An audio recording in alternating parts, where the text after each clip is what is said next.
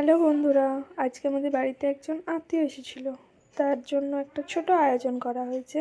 তো আমার মা প্রথমেই পরোটাগুলো বেলে নিয়েছে, তারপরে সেঁকে নিচ্ছে সুন্দরভাবে। এই পরোটাগুলো কিন্তু আমি লেচি করেছি। কেমন হয়েছে?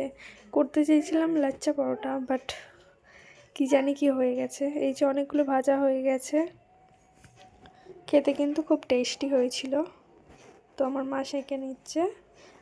আমি করিনি, তবে বলতে পারো আমি সামান্য হেল্প করেছি। আর এইদিকে রেডি হয়ে গেছে ঘুগনি,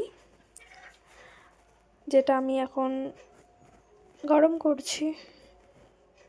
এর সাথে করেছি মাংস কষা। এই দেখো মাংসটাও সুন্দরভাবে গরম করে নিচ্ছি আমি।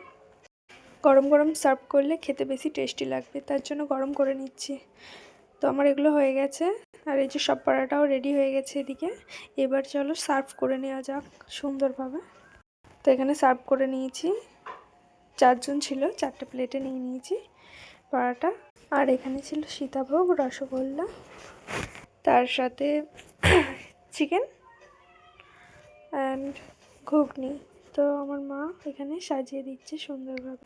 ফাইনাল দেখাচ্ছে রেডি হয়ে গেলে। ওকে, এই দেখো, তো সব রেডি হয়ে গেছে, ফাইনাল লুক। টাটা।